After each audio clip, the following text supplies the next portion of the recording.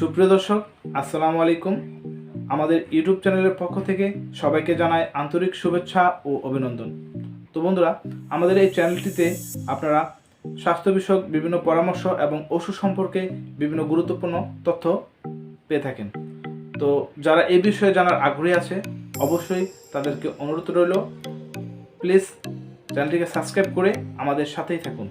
আর যারা ইতিপূর্বে চ্যানেলটিকে সাবস্ক্রাইব করে দিয়েছেন তাদেরকে অসংখ্য ধন্যবাদ।